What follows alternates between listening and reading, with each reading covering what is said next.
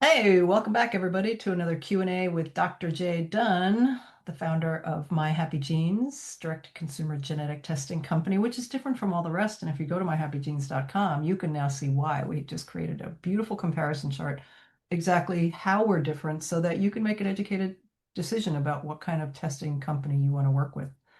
Dr. J, today we're going to talk about something that is very near and dear to you, is addictions and whether there is a genetic component to addictions. And I'm going to ask another question. Can we blame the addiction on the genes?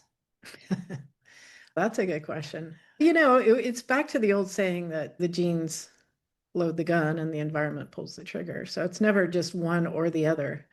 You can have low risk in your genetics, but be exposed to drinking or drugs or whatever and can create an addiction. But if you have certain genetic variants, they could potentially increase your risk of certain addictions. And it's really interesting because there are different parts of the brain where different dopamine receptors reside that actually make you more susceptible to one type of addiction than another. And this is fascinating. The dopamine receptors, the DRDs, basically, if you start to look them up, there's a DRD1, which we don't know that much about. The DRD2, highly susceptible to alcohol, mainly alcohol, but also other kinds of drugs. The DRD3s, you're more likely to be addicted to work and being an entrepreneur, kind of workaholism. The DRD4s are much more associated with drug addiction. And the DRD4s are interesting because they often make the person kind of irresponsible, basically. And the whole key behind all of this is the brain is looking for dopamine. And if you're missing a receptor or if you have genetic variants in those receptors, you're always going to be looking for the next hit of dopamine. And again, depending on which genetic variants you inherited will determine what you're more likely to be addicted to. Interesting. But again, the environment is going to play into this as well. Yeah, and I'm thinking of food addictions, the environment in which we live for people with a tendency to a food addiction are up against it because 24/7 we can get anything we want and it's loaded with sugar and salt and things that make us want it more. Yeah, absolutely. And sugar is as addictive as cocaine or methamphetamines, actually. It's a very powerfully addictive substance. But there are two components here, and one is the dopamine hit, and the other one is sugar cravings because you are low in energy. Your cells are craving food, and your brain is screaming for energy. And then, of course, not to dismiss the emotional component of it as well, when people eat for kind of emotional support, basically. So, smoking, eating, drinking, drugs, sex addiction, all of those could have their roots in a gene, but they also are influenced by our environment. Yeah, and it's the really interesting thing here, GC, is that when we work with their underlying genetic variants, we can get their brain making dopamine more efficiently, and it starts to turn off our addiction or our cravings. And it's very cool to see because I've seen it happen with methamphetamines, I've seen it happen with cocaine, I've seen it happen with sugar. I've seen it happen with all the addictive substances that when you get the brain making dopamine in a more efficient way, it satisfies those receptors and our brains shut off. It's funny because people will come back in and go, yeah, it doesn't even sound good to me Hmm, anymore. hmm. And to me, that was fascinating because I didn't know that was going to happen when we first started working with the genetics, but I kept seeing it over. I'm like, wow, this is pretty dang cool, especially if, that person is in, let's say, a rehab.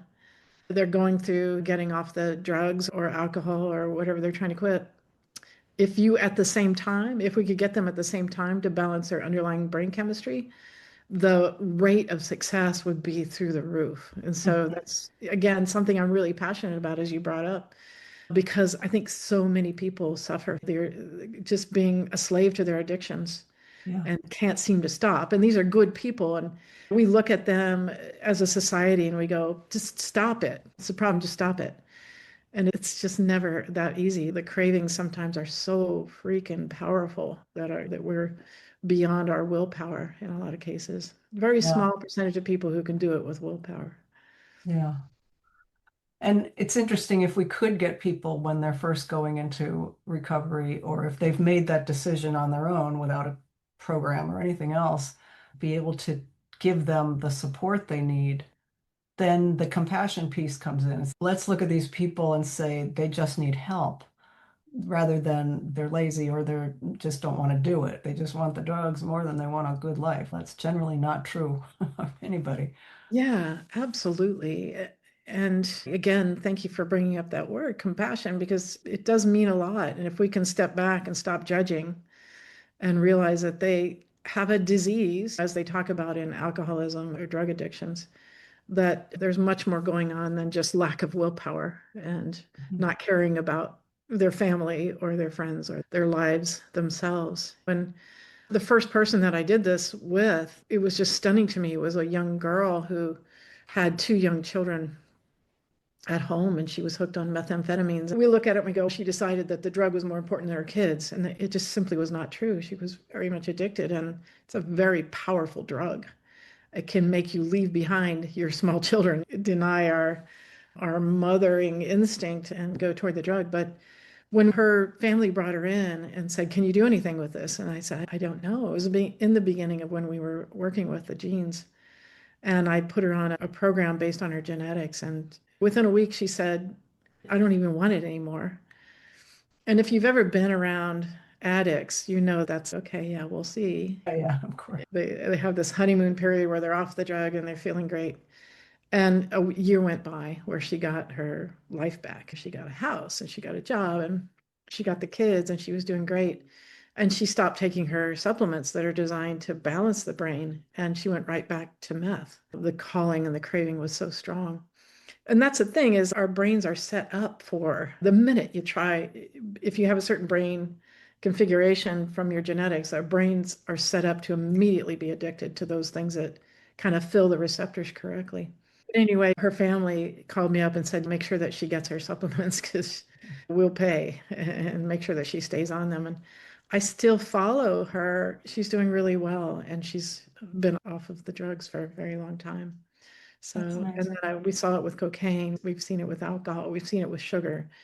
And it's all about understanding how the brain works and working with your genetics and getting it balanced so that it doesn't even sound good. That's the best thing to hear out of a patient's mouth is, lost my craving, just That would be gone. great for even the people that have not, that don't have this knowledge, don't have their genes tested, and are going to meetings every day and still have that struggle. I'm not criticizing meetings. Good, they're there for people. All I'm saying is, having read a bunch of biographies and memoir about people that have these addictions and getting clean and how hard it was. And then maybe it becomes easier for some people, but in the beginning, my God, all they do is think about what they're not going to do that day. So it would be Right. great if we could give their brains the relief. Yeah. Yeah, it's a big deal. And I'd love to have a clinical trial on this so that we could say, here's proof of concept. I know clinically I've seen it work over and Mhm. over, but I don't have data. And so I would like to do a clinical trial where we could show it. Here's the data, and it's definitely a work that works and really supports these people who are struggling to get off their addictive substances. So that's in the future. Anybody listening who has access to people who fund clinical trials or are involved in getting them funded or getting them started, that would be great. Contact us, Yes. drj at myhappygenes.com. Okay, peeps, we'll be back next week with another episode of Q&A with Dr. J. Be well till then. Thanks, Jay. Thanks, GC.